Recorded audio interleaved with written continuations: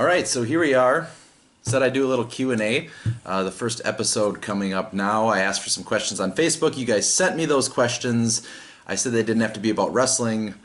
Of course, a wrestler asks for questions is probably going to get a lot of questions about wrestling. So, obviously, I did. This first video, we're probably going to tackle a lot of those. Some of them were kind of related together. So this will be a little more wrestling focused than maybe the rest of them will be at some point.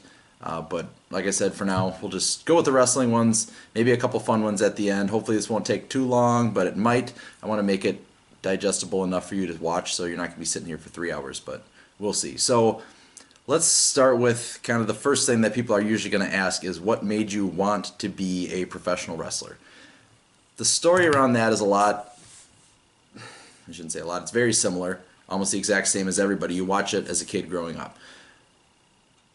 I was into wrestling as a kid mainly because of my brother. I have a brother who's 11 years older than me, and a lot of the things that I like and am influenced by now probably came from him, wrestling being one of those things.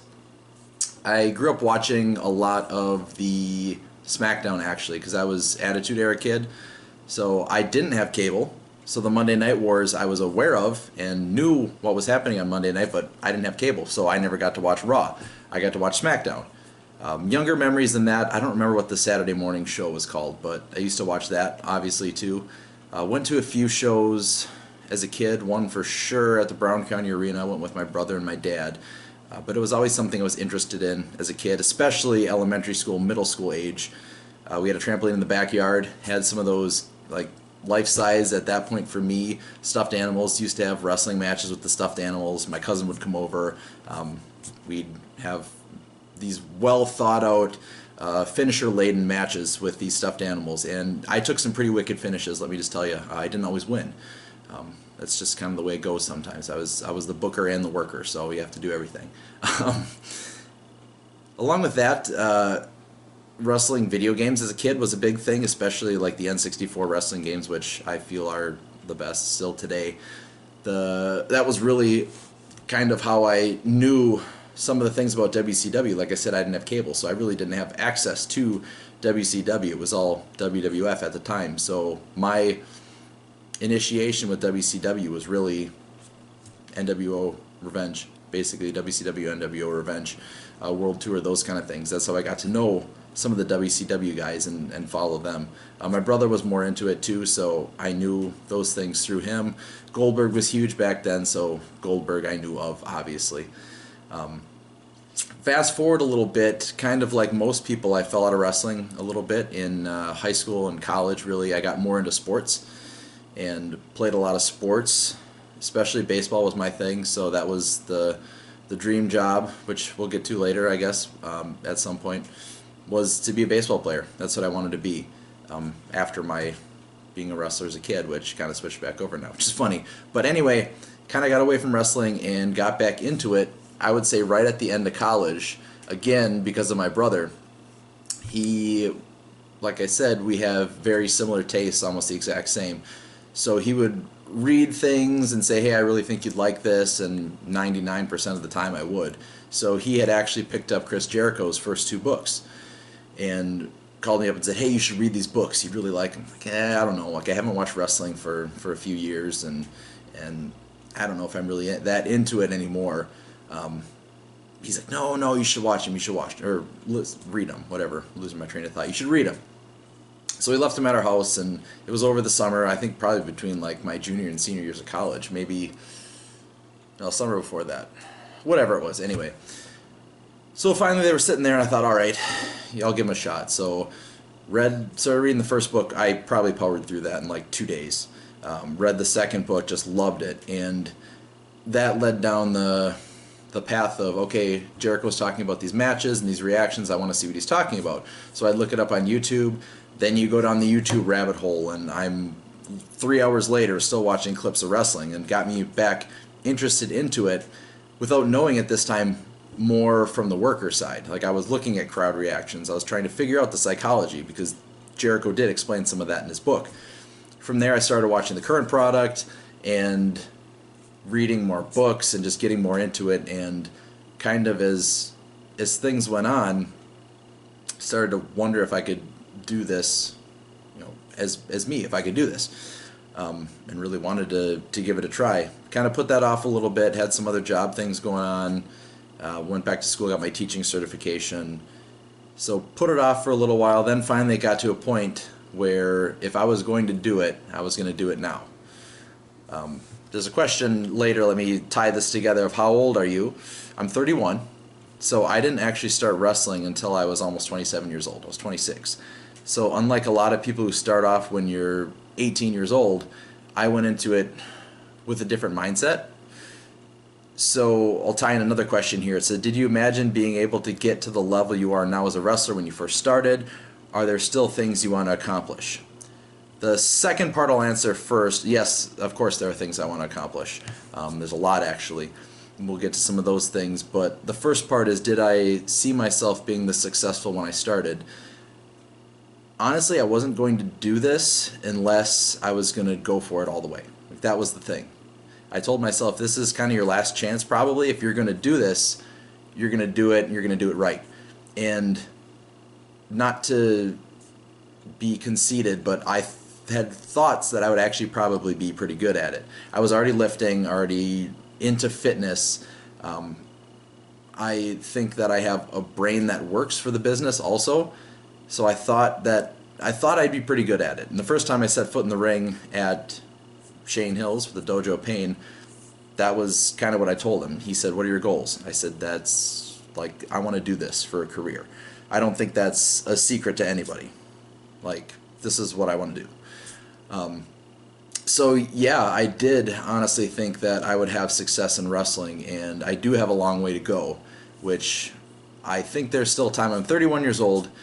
That used to be probably something in the business that you were kind of afraid of, that 30 years old thing, but honestly, you look at some of these guys and they're in their prime when they're in their 30s and even early 40s. Some of these guys are still working when they're around 50.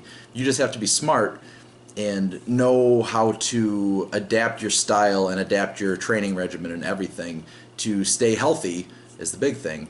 And I think I have at least 10, maybe 15, possibly more good years, like good prime years in the business. So I'm far from the end, and there's a long way to go yet. So that's kind of how I got into wrestling. That's a little bit of what I want to go with. Let me just go back here. Let's go to some of the things. Okay. Will I be checking out The Big Show on Netflix? No, I don't have a Netflix account because I am a loser. So there you go. And I don't steal because I'm not a jerk. What is the strangest thing that's happened to you or at a show while you were wrestling? It's a loaded question. There are lots of strange things. The more you get around wrestling, the more that the strange things become normal, which sounds weird, but if you're in the business, you know absolutely what I'm talking about. So just one thing that happened to me, we'll save some of the stuff for the book that I eventually write someday, some of the more things that I don't want to talk about right now. But one funny thing, it happened kind of early in my career. I was about 6 months in, I guess, from my first match, and I was wrestling Joey Jet Avalon for the first time at Meets Mayhem. First show that I had done down there for Ian Gager. And we were in the middle of the match, and I went for the jumping knee that I do sometimes, I used to do, and a ceiling tile actually fell off, out of the ceiling, fell on top of us, right in the middle of the ring. And it was just like, what the hell, like the building's falling down. But I would like to say that we tore the house down, and that's why that happened. Joey, you can back me up on that one. I was a young pup, but we did good.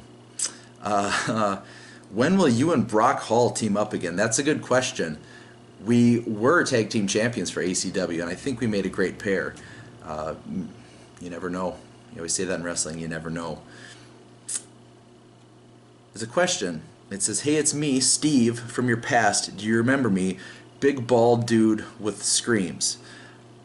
I do remember you, Steve.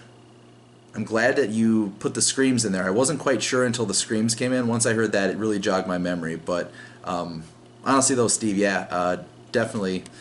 I know this is a joke question, but you have been extremely helpful for me. One of the vets early in my career that really took me under his wing. I think it's because we have the same story. We both didn't really start wrestling until later in our careers.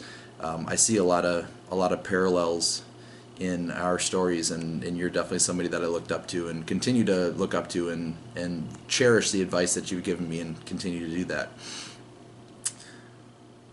So I have two questions I'm going to tie together here. It's, in your career as a professional wrestler, what match are you most proud of? And flip side, was Wrestling Johnny Impact the highlight of your career thus far? Yes, I would say so. I do have a lot of career highlights. That's definitely up there.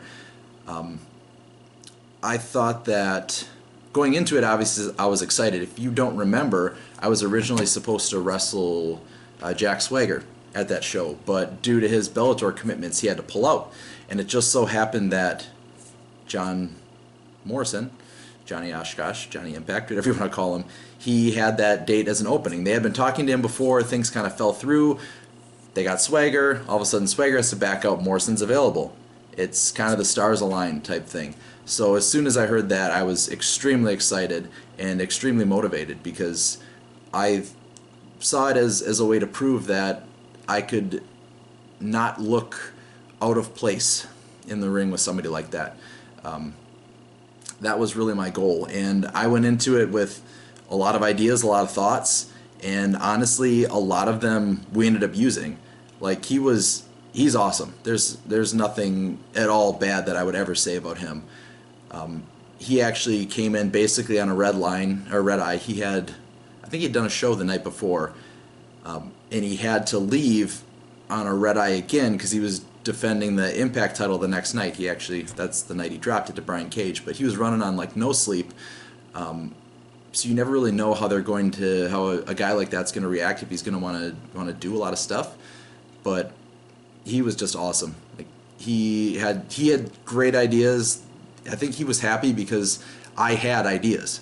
Like, I spent a lot of time watching his tape, current tape, old tape, stuff that he was doing, and I figured out ways to put what I do with his. So that way I had ideas. I wasn't like, oh, I don't know, like, you're a name, what do you want to do?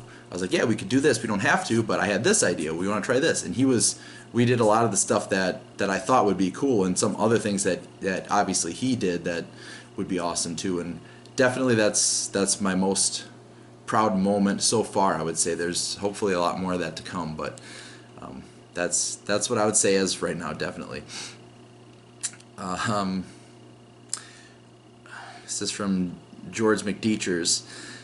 Are you glad you went with Logan Lynch instead of Logan Lunchpack? Yes, I am.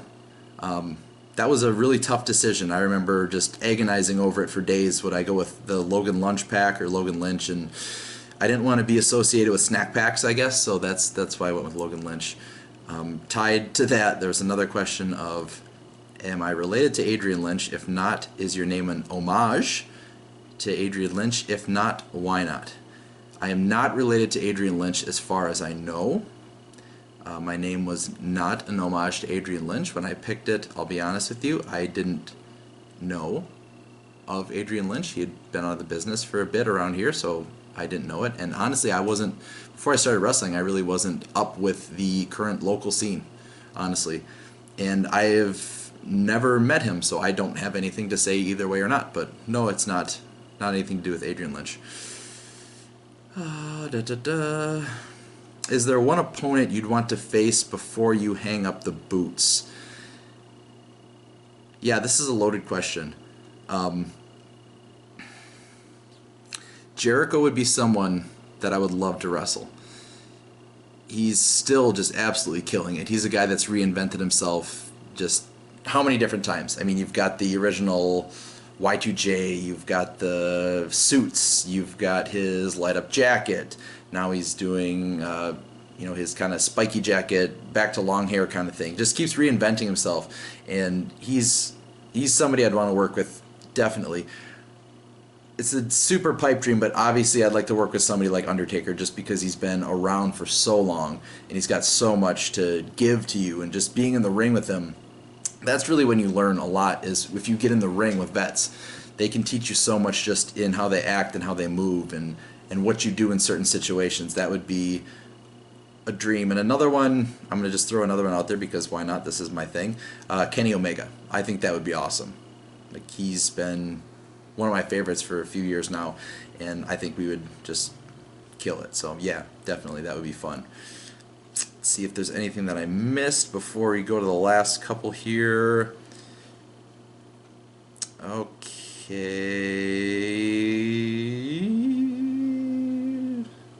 Sorry about that. Need a second. If not a wrestler, what would be your dream job? As I mentioned before, when I was a kid, I wanted to be a professional baseball player. So professional athlete is, I mean, it's the same thing as a professional wrestler. Professional wrestlers are professional athletes, so I don't know if I could count that.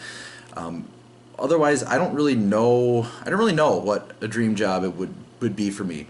It would be more, I think, having a job in an industry or profession that I'm also really passionate about.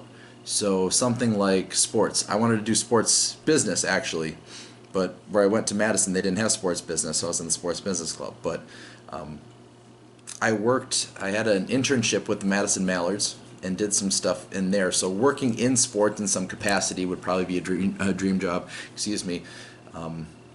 That would be one thing. It'd be fun to work like in video games or something too. I'm kind of a nerd, so that would be fun. Especially like work for Nintendo or something would be fun. Not obviously making games because I don't have those skills, but finance, something back room. But you're still involved in the company. I think that would be fun. One question here is, any chance you will move up to a bigger wrestling promotion, Impact, NXT, WWE? What is your dream? I hope so. That's the goal, as I said before. And this has been that way since I started. I would love to be able to have wrestling pay my bills and have that be what I do. Wherever it would be awesome. And I would take that opportunity and just make it my own and run with it. So yes, that would be a goal. I think you shouldn't be afraid of getting your goals out there. You shouldn't be afraid of success. Obviously, you can see I'm wearing a Seahawks shirt. I love the Seahawks.